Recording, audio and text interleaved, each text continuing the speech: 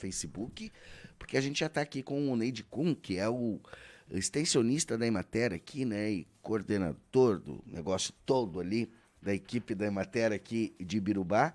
E sempre que a gente traz o pessoal da Emater por aqui, a gente traz porque a gente sempre aprende um pouquinho, né? Eu, particularmente, aprendo muito quando veio o pessoal da Emater aqui, porque é aquela entidade que está ali lado a lado com o produtor, é aquela entidade que está ali dando todo o suporte necessário ali e olhando, né, para a propriedade com o olhar de quem conhece há muito tempo, né? Como se comporta a nossa agricultura no Rio Grande do Sul e trazer esse tema para reflexão aqui com a Emater é sempre uma honra para a gente. Bom dia, Neide, tudo bem contigo? Bom dia, Cristiano. Bom dia aos ouvintes. Tudo certo? Tudo bem, amigo? Tudo certo. Pois é, esse período agora que a gente passou aí eleitoral, agora está terminando, né? Ainda bem também, porque a gente fica meio que patinando nas mesmas notícias, porque elas é que estão, né, fazendo a movimentação, e aí a gente acaba deixando de lado um pouco outras pautas e tal, e daí essa semana já era para ter sido semana passada essa entrevista. Daí eu disse pro Jardel, o Jardel remarca ali com o pessoal da Emater para semana que vem para a gente poder dar uma aprofundada. Ô, Neide, quero começar assim com um panorama geral, assim, o que a Emater percebeu que a gente teve aí nas culturas de inverno na nossa região, né? O que dá para dizer já, o pessoal, não sei se já iniciou aí a colheita ou ainda está nos finalmente aí, né? Mas o que deu para analisar assim no geral aqui na nossa região a questão das cultivares de inverno? Inicialmente, né, Cristiano, para nós é uma satisfação bastante grande a gente estar aqui, né, e dizer com a importância, né, digamos assim, ou poder relatar um pouco do nosso trabalho e da importância que nós temos aí, né, acompanhando os agricultores, enfim, digamos assim, poder falar um pouquinho das nossas atividades. É verdade, temos um time um tanto reduzido, a nossa equipe, né? Tem eu, a Daniela, né? E a Reni. Então a gente se desdobra durante o dia aí, né? Um município bastante grande, mas a gente faz o possível aí diante das atividades aí, né? Que nós temos, das demandas das pessoas que nos procuram e às vezes assim algumas visitas mais pontuais que fizemos. Então a oportunidade da gente poder relatar o que a gente vê no nosso dia a dia, né? Mas assim, relacionados aí às culturas de inverno, né? Acho que todos são sabedores aí que no momento inicial aí da implantação dessas culturas, especialmente a canola, né? E mais relacionado à canola mesmo, né? A gente teve assim um problema um pouco maior relacionado ao excesso de chuvas, né? Chuvas bastante pesadas, né? Então, a gente tinha uma expectativa até de área, né, que inicial reduziu um pouco, né, que acabou não se materializando por esses fatores, né? Então, muita chuva na fase inicial, já o trigo um pouco mais tardio que se implanta, né, que inicia o plantio, que abre o zoneamento. Então teve uma condição um pouco melhor. Já a aveia, né, também sofreu bastante os impactos, né, relacionados ao clima, mas talvez assim não relacionado à implantação propriamente dita, mas com relação aí à parte fitossanitária, né, da cultura, que ela adoeceu bastante assim e exigiu, né, bastante manejos aí com produtos químicos aí, fungicidas, né, para ser bem específico, né, que foram necessários, tá? Então é assim um panorama geral, né, daquilo que aconteceu na fase inicial. Bom, o que a gente pode dizer, né, Cristiano?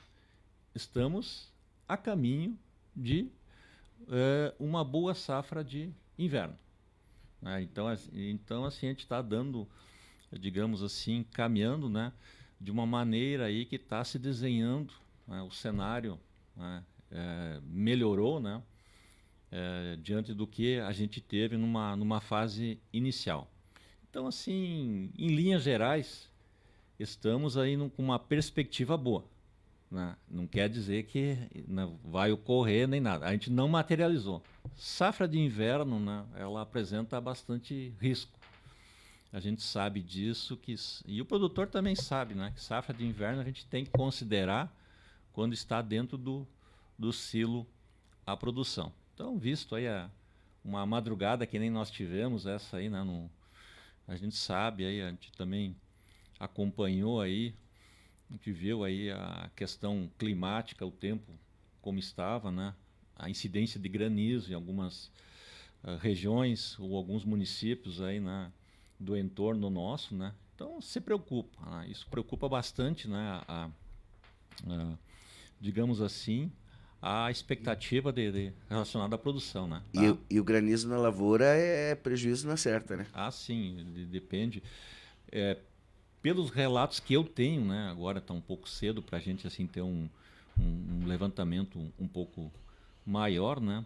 A gente conversando com alguns produtores aí, né? A gente sabe que deu, né, algum granizo, mas assim, de fraca intensidade, né? Começou, parou, né? Então eu não tenho assim uma radiografia nesse momento de todo o município, mas que aconteceu alguma coisa, né? Que a gente assim, digamos assim, fica ansioso, né? Quando ocorre uma situação dessas, a gente fica, né? Tá? Certo. E aí, o que que a gente tem aí de perspectiva? Tu falou que o cenário pode ser positivo, pode não. Como é que foi a divisão da escolha dos agricultores? O que nós chegamos de canola nas áreas? Quantos hectares? É assim, ó, vamos falar um pouco aí da estratificação que nós temos aí, né, no município em relação ao inverno, né? Então a gente sempre tem um auxílio aí de uma comissão municipal de estatística agropecuária aí, né? E o IBGE. Então a gente sempre se reúne, né? De tempos em tempos, ou quando houver uma necessidade, a gente faz essas estimativas aí de área, né? Então assim, trigo. Trigo nós tivemos aí uma pequena redução de 2.000 hectares em relação ao ano passado, né? Então nós tivemos aí um plantio que se materializou em 12.000 hectares. É a área estimada nossa, então. Praticamente dá um pouquinho menos de um terço, né? Um terço da área agricultável aí, né, do município. Então digamos assim, um manejo, é uma área assim, que faz aquela rotação, um terço cada ano, então tá ok. Tá? Então a gente considera assim 12 a 15 mil hectares aí, digamos assim, uma condição bastante boa aí, né, para a área de trigo, né? Tá. Já assim, essa área de trigo que foi diminuída, a canola supriu, né? Então nós tivemos aí vamos falar assim, até uma expressiva, né, área de plantio de canola, que aumentou.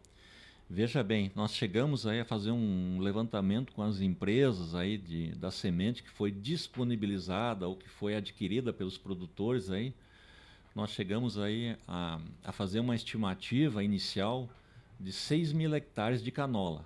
Porém, né, não se materializou. Não se materializou porque então houveram algumas desistências.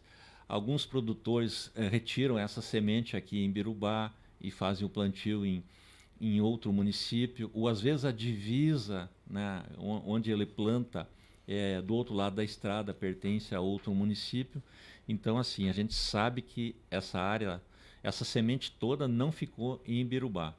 Então, a gente está fazendo agora um outro trabalho. A gente está fazendo, né, tem um colega meu aí, o Fabiano, né, especialmente aí que conduz esse trabalho, ali do município de Colorado, da Emater. Ele, né, e ele tem lá uma possibilidade de fazer uma leitura pelo satélite, né? Então, na época de floração, tá tudo amarelinho, né? Fazer a amostragem de canola, identificar as áreas é relativamente mais fácil.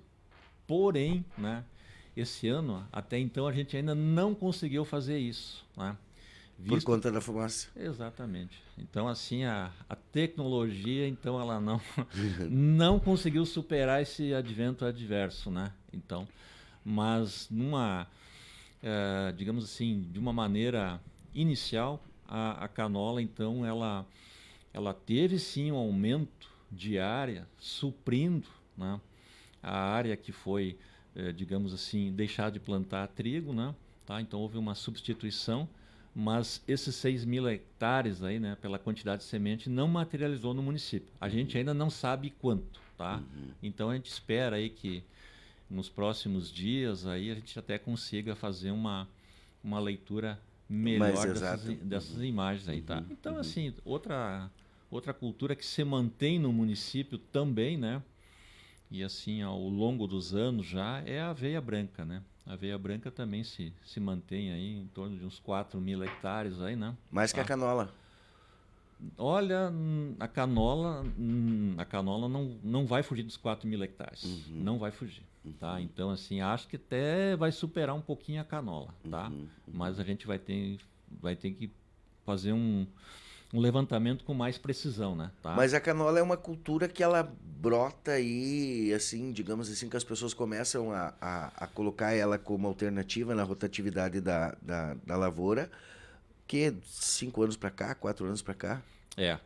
Então, assim, há 2 anos atrás, eu me lembro aí, nós tínhamos aí 700 hectares de canola, o ano passado 1.500, e esse ano nós devemos estar superando os 4.000 hectares. Tá? Tu acha que isso é uma Seguramente com tendência, folga. Neide, agora com o passar dos anos de crescer cada vez mais? É assim, ó. Vamos ver como é que a gente consegue, né, tirar esse produto da lavoura, né?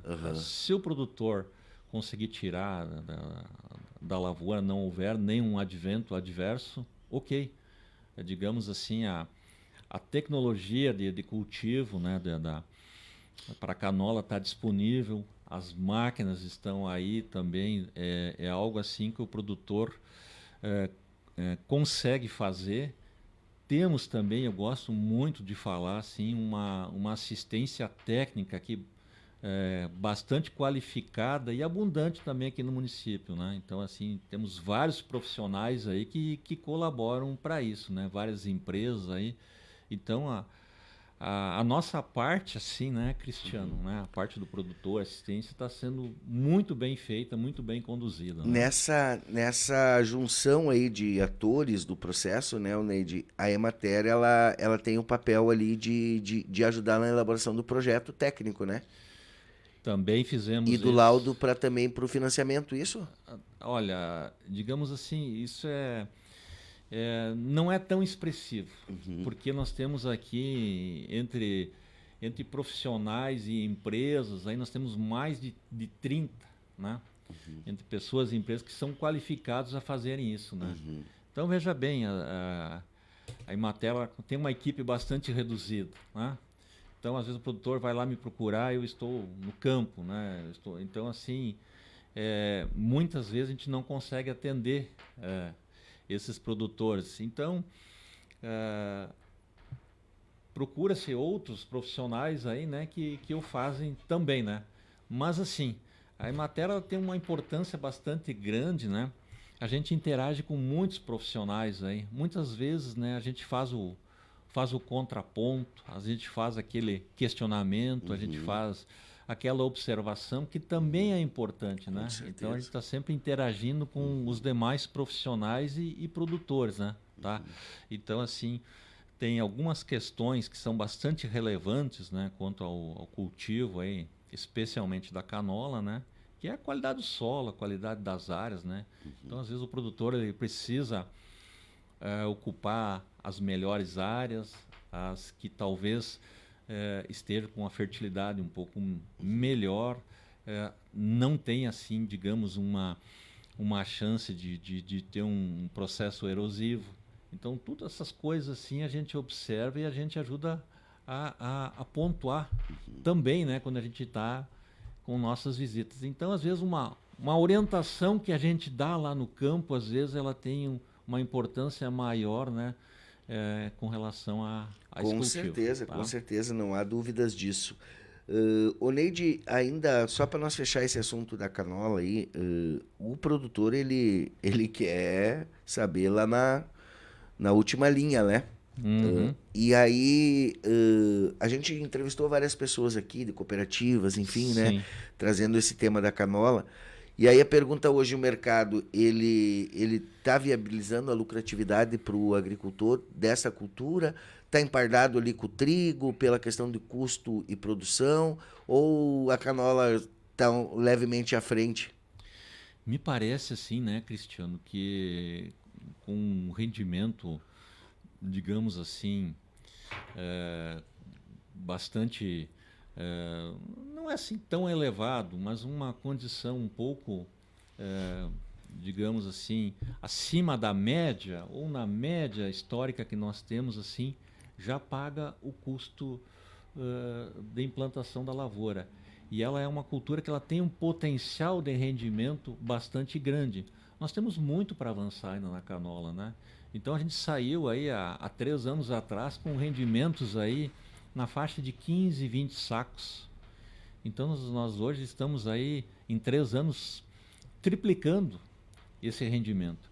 Então vai valer muito, né, do capricho, daquela aplicação da tecnologia, né, daquilo que o produtor está fazendo.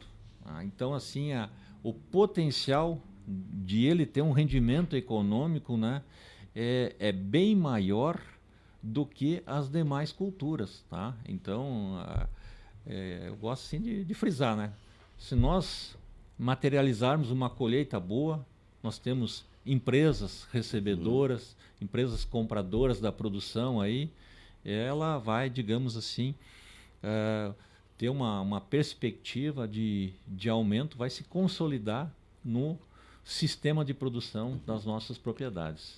Existe aí uma discussão, né, que parece que vai ser retomada aí a questão da produção de biodiesel e tudo mais, e a gente sabe que a canola ela tem uma concentração maior de oleaginosa, né, na sua essência ali, e aí ela dá um pouquinho mais de interesse por parte da indústria, né, por conta dela ter mais, né, óleo, pelo menos, posso estar falando bobagem aqui, não sei se é isso, né? Na verdade, esses programas de biodiesel, a gente sabe que eles foram constituídos em cima da canola, né? Mas a gente, assim, não vê óleo de canola indo pro tanque Não. dos carros, né? A gente não vê isso aí, né?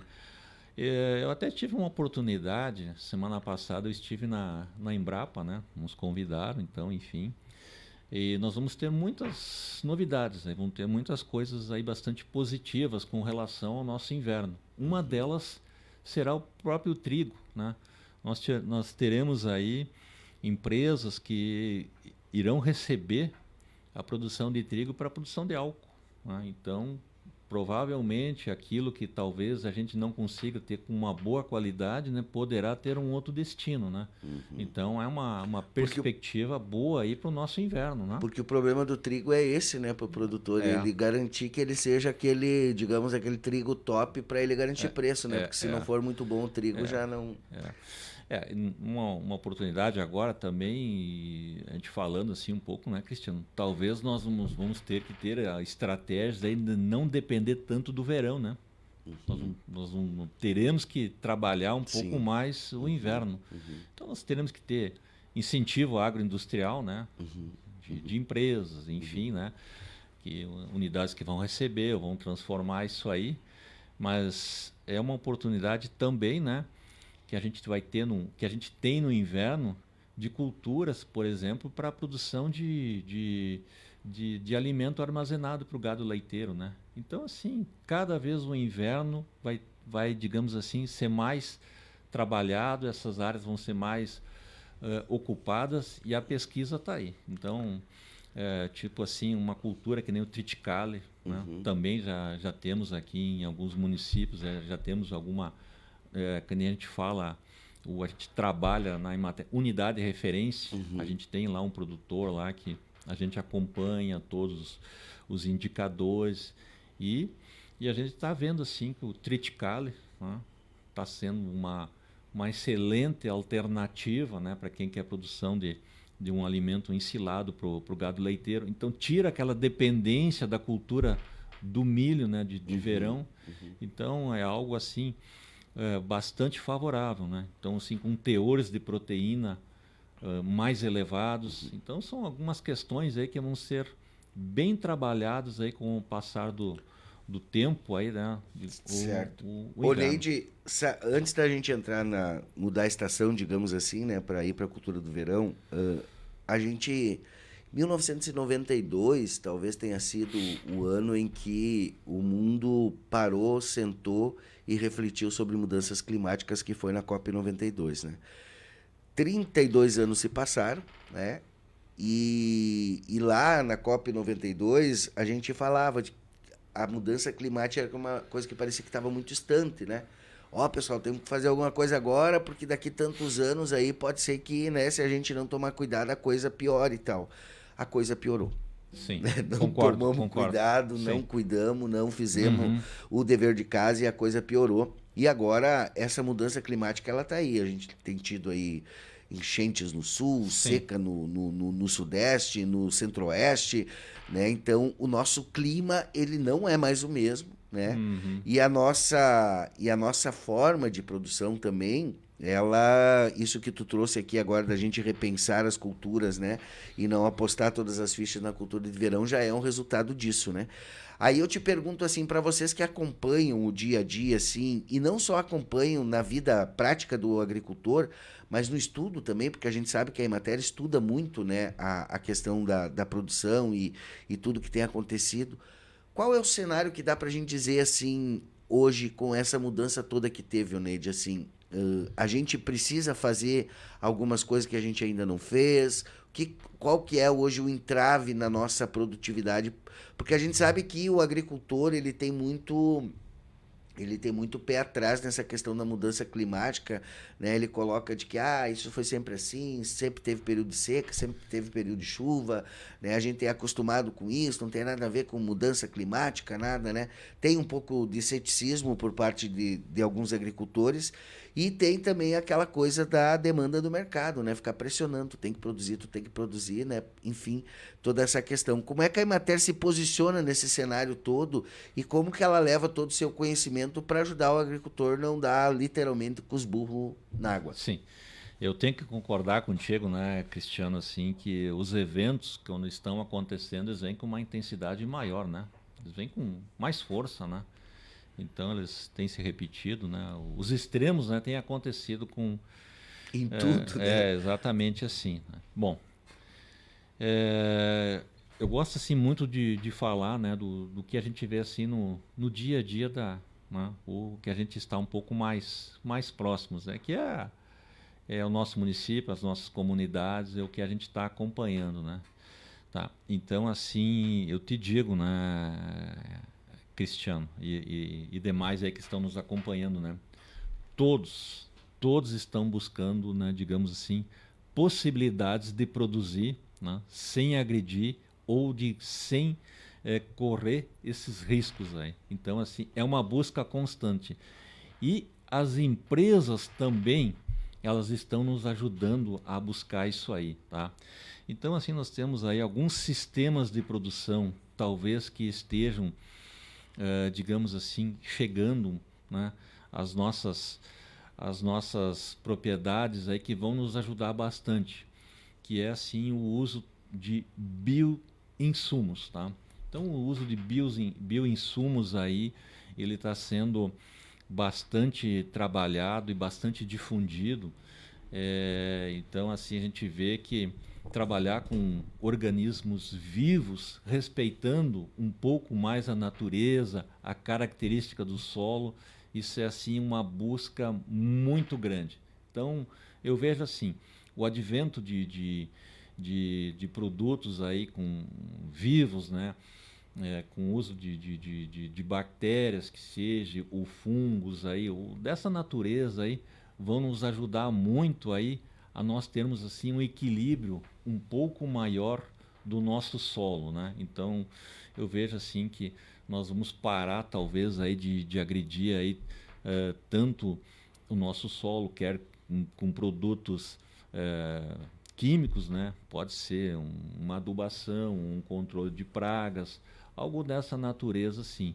Então nós temos assim excelentes alternativas para isso. E uma coisa assim que a gente tá percebendo. E essas alternativas, não te cortando, elas são mais caras ou mais... Não, elas inclusive elas poderão ser feitas nas próprias propriedades, né? Então o custo, às vezes o custo dela esse produto ainda ele é barato, às vezes não compensa nem o agricultor fazer em casa. Então nós temos assim diversas possibilidades, né? Então os maiores poderão fabricar, né, em casa alguns produtos dessa natureza e tem produtos comerciais também. Então o advento de bioinsumos aí, né, que nem eu estava te falando, vai ser, digamos assim, ó, a próxima revolução verde da agricultura. Aquilo que a gente teve lá em meados dos anos 60, nós estamos tendo agora, né? Estamos caminhando a passos largos aí. Então as empresas estão buscando, a sociedade está buscando, os agricultores estão buscando. Então teremos assim muitas novidades positivas aí no nosso sistema, dos nossos sistemas de produção. E a assistência técnica, ela está se atualizando com isso, Neide? Tá. Temos empresas aí que já estão colocando profissionais especificamente para tratar do tema, para abordar, né? Então, temos empresas locais aqui, né? Sem precisar nominar algumas assim, mas a gente sabe que o interesse, né, em buscar alternativas sem nós agredirmos tanto a natureza, assim, tá sendo bastante grande. Então, esse é um caminho aí que nós vamos ter, né? Então, eu te digo, né? A próxima revolução verde será o uso de bioinsumos na agricultura. E algo assim que, digamos, está bastante consolidado com os agricultores, né, diante do cenário desses extremos que a gente falou aí, é a conservação de solo, né? Essa conservação de solo aí ela tá voltando algumas práticas aí, algumas coisas aí que talvez até foram esquecidas, né, com digamos assim, com o advento, né, do plantio direto, que não é plantio direto, né, mas é a adoção do sistema de plantio direto, que são duas coisas diferentes. Então, o agricultor está revendo algumas estratégias aí para conservar melhor o solo da sua propriedade. Que é fundamental, né? Que é Sim. fundamental para E garantir. aí solo e água caminham junto, né? Não tem como, né? Então, o maior armazenador de água é o solo, né? Então, às vezes não adianta a gente falar, às vezes em programas de irrigação, coloca o açude lá, ele, né, coloca lá o reservatório de água lá, ele não vai ser suficiente, né? Então, nós temos que armazenar no solo a água, né? Tá certo, isso é fundamental. Tá, mas tu falou aí dessa questão e eu tentando imaginar o cenário ali, mas essa ação aí dos micro-organismos aí, ela vem muito mais para proteger o solo, né? Mas o que vem de cima a gente não tem mais o que fazer, né? Tipo, se de fato esses extremos são resultado do desmatamento, né? De tudo que a gente vê aí, como é que a gente volta esse relógio ou não tem como voltar? Eu vejo assim, nós vamos poder trabalhar melhor, digamos assim, não vamos precisar utilizar alguns insumos aí que vão se precipitar para o ar, por exemplo, não vamos precisar gastar assim alguns insumos que têm um balanço negativo de energia que a gente gasta muito para produzir, né? E aquilo acaba sobrando aí, né, no meio ambiente. Então, alguma coisa nós vamos conseguir reservar um pouco mais no solo, né? Então, são iniciativas aí que vão melhorar bastante, né? Então, assim, não vai ser jogado para a atmosfera, digamos assim, Entendi, né? Então, entendi. eu penso que nessa linha, assim, né? Ainda antes da gente ir para a questão da cultura de verão, eu tô curioso aqui. Eu tô olhando tua camiseta aqui, a tua camisa da Emater, sim. E daí mudou umas letras ali. Eu sou do tempo da Ascar, Sim. né? E aí agora eu tô vendo ali a SAI. Teve essa alteração aí da mantenedora da Emater? Não, a Ascar ainda ela persiste até os dias de hoje, né? Na verdade, a gente é empregado da Ascar. Ascar que paga todas as nossas contas, né? Nossa folha. Então, a Ascar, ela é aquela instituição A mantenedora, né? Exatamente. Então, a Ascar, ela tem o nosso passivo, né? Tá? Todo o nosso passivo, e a Emater, assim, é um nome assim que aparece um pouco mais aí para para as sociedades em linhas gerais. E essa camisa azai aí é da nossa associação dos nossos funcionários, né? Associação dos funcionários, muito bem. Das Cara e Mater, né? Tá? Curiosidade. Então, exatamente. Então a gente procura valorizar também o que tem, né, Cristiano? Importante. Tá? Isso aí, certamente. Vamos lá, então. Culturas de verão. Hein? Não sei se já está na época de nós falar sobre isso, mas a gente sabe que a nossa economia, né, apesar da gente saber da importância das cultivares do inverno para manter a propriedade, para fazer a rotatividade de cultura, para preservar o solo, enfim, né, para fazer alimento para a nossa bacia leiteira e tudo mais, mas no final das contas o dinheiro mesmo, todas as fichas são apostadas nas culturas de verão, né? E a gente vem aí 3 anos de estiagem, esse ano tivemos aí uma safra que foi positiva, apesar do preço não ter ajudado muito tal, mas o colono precisa de pelo menos mais 2 safras, né? Que não dê problemas mais sérios para conseguir alinhar minimamente ali o seu orçamento e também a sua conversa com o banco, né?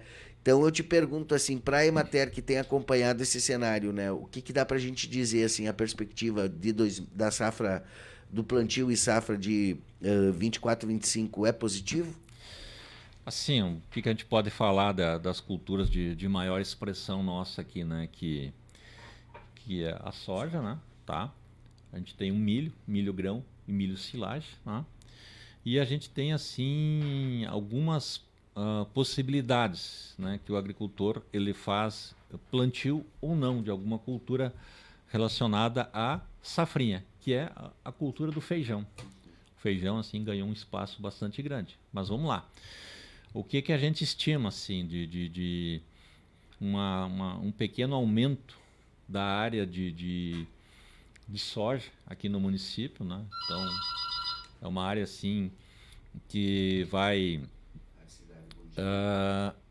digamos assim, vai suprir um pouco, né, da área de cultivo de milho, que sofreu uma pequena redução. E a gente sabe que a tecnologia está nos ajudando também. Então o produtor vai ter uma possibilidade de fazer uma colheita de milho ainda e fazer uma segunda safra. Ele poderá entrar com soja ainda pós-milho, ou poderá entrar com feijão. Geralmente as áreas de feijão são áreas irrigadas, né, que nós temos também um crescimento bastante grande aqui da área irrigada aqui no município, né? Então nós temos um aumento, digamos assim, de quase 2.000 hectares na área de cultivo de soja para o próximo verão, tá? Então eu estou colocando assim quase que digamos assim 2.000 hectares em área que anteriormente era ocupada com milho, né? Milho grão, ou milho silagem, que o produtor vai tirar lá em final de dezembro, início de janeiro, e vai poder implantar ainda a cultura da soja, visto que nós temos aí o zoneamento, que foi ampliado até, se eu não me engano, 28 de janeiro. Então existe uma possibilidade de se trabalhar mês de janeiro com plantio de soja. Já o milho grão aí nós temos aí algo bem consolidado no nosso município, que é as áreas irrigadas. Praticamente a gente não vê mais área destinada à produção de milho grão em área de sequeiro, né? Então o uso de pivôs aí, então nós devemos ter aí no município quase 1.400 hectares de milho irrigado no município. Dos 1.700 que nós estimamos, né, apenas 300 ficariam na área de sequeiro, né? Então o produtor prefere fazer isso, né, em função tem água para tudo isso, Nito? É uma boa pergunta, né? É uma boa pergunta, né? Essa aí é uma questão. Eu te digo o seguinte: estamos no limite e mas o produtor está pensando no armazenamento, em tecnologias para armazenar água para usar nessa irrigação, ou está indo ali direto na sanca? Olha, assim, até nós fizemos aí um trabalho aí nos últimos anos, de 2020 para cá, com o governo do estado, a gente fez alguns reservatórios aí, né? E com a prefeitura municipal aqui também, né? Com recurso próprio da prefeitura, através da Secretaria da Agricultura, a gente assim ampliou essa área de água, né? De acúmulo de água nas propriedades. Então nós devemos ter construído aí em torno de uns 50 reservatórios, né? Melhorou bastante, né? Mas a água acumulada ela não é suficiente para nós, digamos assim, para a demanda de todos esses equipamentos de irrigação aí que nós temos no município. Que a gente, né, como estava frisando, não gostaria, né, de enfrentar jamais uma situação que nem a gente enfrentou, né, nos meados aí dos anos 2020, né, 3 estiagens aí, né, nos últimos 4 anos, tá? A gente não tem água suficiente, né? Então, ou tem que fazer um manejo lá, um dia lá um vizinho usa, outro dia outro vizinho e assim vai, né? Tá? Não tem como, né? Tá? Temos que aprender. Né? E assim, uma perspectiva bastante grande sempre, né? Que a gente leva, digamos assim, nos nossos apontamentos aqui é com relação à cultura do feijão, né? Feijão ele tem um ciclo curto, né? Tem aí tem empresas aí que recebem a produção, o clima nos ajudando, né? Então é algo que o produtor deseja, né? Fazer o plantio do feijão para aproveitar um pouquinho às vezes daqueles meses que antecedem lá o outono, ou fazer um cultivo até no outono, né? Tá? Olha só, isso é informação importante, né? Porque daí a gente vai dando uma olhada no todo, né, Oneide? E a gente vai vendo que, por mais que tenha todas essas dificuldades, né, a propriedade ainda é um local em que o agricultor fazendo o seu dever de casa, ele consegue tirar a subsistência dele e ele consegue ter, com a rotatividade, com respeito a esses períodos todos, uma lucratividade que garanta a sua subsistência, né? Ah, sim. Mas ele precisa utilizar a inteligência, o capricho, né? São coisas assim que ele precisa, né? E os desafios ele vai ter sempre, né? Tá? Sim. Então, que nem eu te falei aí há pouco, né? Graças a Deus aí a gente a gente tem assim uma assistência técnica bastante abundante, né? Temos aí uma condição climática até assim, digamos, um solo bastante favorável ao cultivo, né? Tá? E esses adventos aí, né, que ocorrem aí, sempre eles existirão, né? Só que chama a atenção a intensidade com que eles estão vindo, né, Cristiano? Isso aí estão vindo mais fortes, né? É.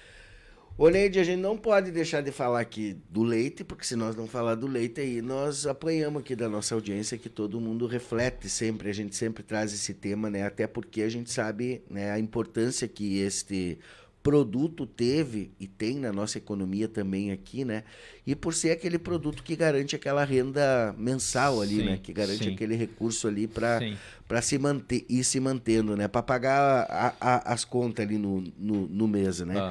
E aí, tu mesmo já veio aqui na rádio, já nos trouxe um número ali da diminuição da nossa bacia, né? Da inserção da tecnologia Sim. na produtividade. Já faz tempinho que a gente não fala com a Emater especificamente, a gente sabe que tem um fórum também que vocês sentam e conversam sobre a bacia leiteira, né? Qual o cenário hoje da bacia leiteira aqui em Birubá? Digamos assim, às vezes que eu estive aqui, né, sempre eu trazia alguns números aí com redução, né, do número de produtores, né, e a produtividade até que nos últimos 2 anos, assim, ela até se mantendo, tá? Eu posso dizer assim que nós temos uma certa estabilidade nos últimos meses, aí, ou no decorrer deste ano.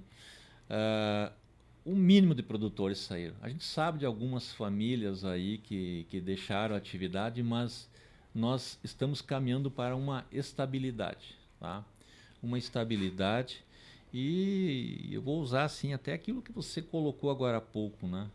Pela importância que tem, né, no final do mês, trazer aquela renda mensal, não ficar com aquela dependência só do grãos. Então ele tem uma uma importância bastante grande. E eu faria assim mais uma colocação, né, naquilo que você disse. No período do inverno, né, se a gente for assim dar uma analisada, não tem atividade que dá mais receita do que o leite, né? O leite é a atividade que dá mais receita e com lucratividade. Então assim o produtor ele precisa aproveitar aquele espaço que muitas vezes ele tem lá na propriedade, fazer uma boa pastagem, colocar seus animais e, né, é uma oportunidade aqueles meses de fazer uma receita um pouco maior, tá? Então no inverno, né, no inverno é a atividade que dá mais dinheiro, né? Tá? Então no decorrer dos meses aí até acredito que a gente enfrenta alguns problemas na parte de verão aí que nem a gente teve aí, mas antes de deixar a atividade, né? Então olhar isso aí que a gente falou agora há pouco, né? Aquela renda que traz, né? Em determinadas épocas do ano é a atividade que mais traz e nós temos assim algumas coisas bastante favoráveis também, né? Além da boa assistência técnica que a gente tem no município aí, mas a tecnologia que está vindo aí com relação aí à produção de grãos, né? Então nós temos aí alternativas aí para a produção de alimentos aí no inverno, para acumular alimentos, fazer silagem. Eu citei agora há pouco o triticale, o próprio trigo, né?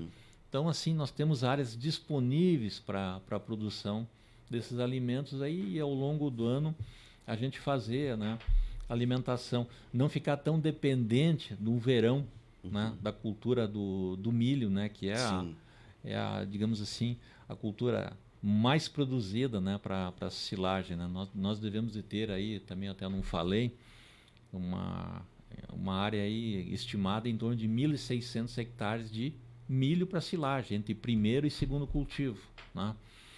Então, É bastante, né? É bastante, né? E aí, se a gente tem algum percalço nisso aí, né, que nem ocorreu, falta comida, né, para os animais. Falta. Então, o inverno ainda é uma possibilidade, né, que a gente tem que olhar com bastante carinho, assim, para suprir essa falta de alimento, né? Tá? Tá certo. Eu sou uma pessoa que acho que o leite ele é uma matriz econômica importante, né? E na verdade o que está acontecendo, eu sempre me preocupo com isso. Eu lembro ali anos 2000, 2010 até ali, né? Muitos agricultores fizeram financiamento nos bancos para melhorar sua tecnologia na produção leiteira, né? E aí foi lá resfriador, até porque a própria indústria começou a exigir isso, né? Sim, sim. Resfriador e tambo de Sim. cá, tambo de lá e não sei o que, e ordenhadeira e não sei o que, não sei o que. E a minha preocupação é que esses agricultores, para fazer esse investimento, eles se endividaram, né? Sim. E no momento que tu deixa a atividade de lado, que tu não usa, o que se faz com todo esse equipamento, né, que está lá, né, na propriedade lá? Se o agricultor parou com a produção, ele não lida mais, sim, né? Então a gente tem uma montanha de tecnologia que está lá parada, sem uso, né? Ou que passou de mão em mão, vendeu para outro e tal, né? E a minha preocupação é o quanto isso impactou no endividamento do agricultor, né? Essa questão do que ele investiu. E que agora a indústria cria outras tecnologias, né? Melhores ainda, né? Mais que hoje em dia, com os chamados robôs que tem aí, o agricultor não precisa nem mais chegar perto da vaca, né? Os robôs fazem tudo, né? E a minha preocupação é que, numa esperança, o agricultor, aquele que não tenha aquela estrutura, vá fazer um investimento muito grande, porque o banco ele quer vender crédito, né? O papel do banco é esse, né? E se divide ainda mais, né? E não consiga depois dar conta de atender com toda essa tecnologia embarcada, né? É. Mas assim, é uma oportunidade que a gente está tendo agora, né, Cristiano, de a gente falar algo que eu já comentei da outras vezes que eu estive aqui.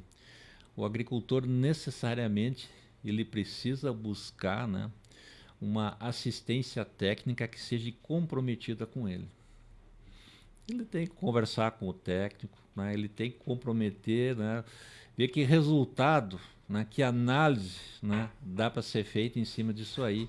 E ele optar, né, por alguém que acompanhe ele e que se comprometa também, né?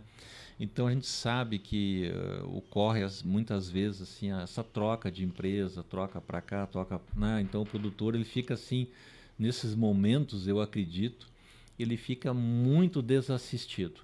Então ele tem que procurar alguém, né, para trabalhar com ele, assistir a sua propriedade que fique ao longo do tempo. Aí o que pode ser feito, né? Ele vai ter lá uma, digamos assim, uma conversa com o seu técnico. Será que realmente tem essa necessidade, né? Qual é a viabilidade né? Ou qual é o número de animais que eu preciso ter para comprar um equipamento desses, algumas coisas assim. Essas situações de endividamento, realmente, elas até aconteceram, né? Então, às vezes um crédito mal empregado, né, compromete a família por muitos anos.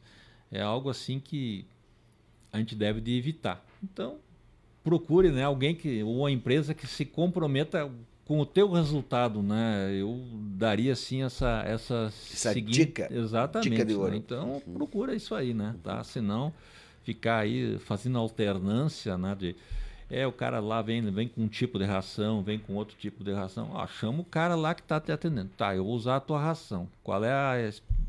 Né? Qual é o rendimento? Onde é que eu vou tirar isso aqui? Como é que eu vou te pagar com a produção? Então, são certas coisas que também, né? Assistência técnica precisa ser chamada, né? Nesses momentos aí também, né, Tá Cristiano? certo. Ô, Neide, muito obrigado pela tua presença aqui. A gente está estourando o nosso horário aqui, mas sempre é sempre bom a gente conversar sobre a nossa essência, que é a agricultura, né? E conversar com quem é inteligente, com quem tem know-how, com quem tem história, né? E a gente sabe da importância da Emater. E eu sempre digo que o Neide é um gentleman, né? Porque ele está aqui, a gente sabe o trabalho que a Emater presta e ele sempre está dando também valor para o conjunto, né, dos técnicos que trabalham, porque a Emater é uma parte disso, né? Existem as cooperativas, as empresas, todo mundo é uma cadeia de assistência técnica e de suporte para o agricultor que é fundamental, né? Então, e que bom que a gente tem aqui que se conversam, né, se dialogam e juntos, porque no final das contas todo mundo quer o mesmo, né, Uned, que é a nossa propriedade com muita produtividade e que a nossa economia desponte mais com isso. Uma última pergunta é só, hoje a gente tem de área cultivada em Ibirubá quantos mil hectares? Em torno de 45 mil hectares, em números, né, redondos assim falando, né? 45 mil a hectares. nossa área agricultável aí, né? Talvez um pouquinho mais aí. Isso cresceu muito nos últimos anos ou ela está estabilizada? Nos últimos 10 anos ela cresceu um pouquinho, né? Houve uma redução aí da área de pastagem permanente, alguma coisa assim, né? Que foi para culturas anuais aí, né? Tá? Palavra final é tua, então, meu amigo Neide. Mas então, assim, novamente agradecer a oportunidade e falar, né, que a gente representa aí uma ponta da nossa instituição. Aqui em Birubá, então, a gente tem uma equipe aí que trabalha com nós, aí, que nem eu agora há pouco falei, né? Temos aí a Daniela, a Reni, às vezes são as pessoas que dão o primeiro atendimento, primeira orientação, às vezes nem sempre a gente está lá presente, né? Então, a gente tem toda uma estrutura regional aí, nós pertencemos à região de Ijuí, né, que nos dão suporte, aí, mais demais colegas aí. Então, assim, agradecer a oportunidade, ficar à disposição, né, naquilo que a gente puder contribuir, tá? E agradecer aí a audiência de todos e mandar um abraço. Nosso muito obrigado. Tá certo, Neide. Obrigado para a Emater, obrigado a toda a turma lá da nossa Emater, que está sempre disponível aí. Vamos encerrando a nossa transmissão ao vivo por aqui.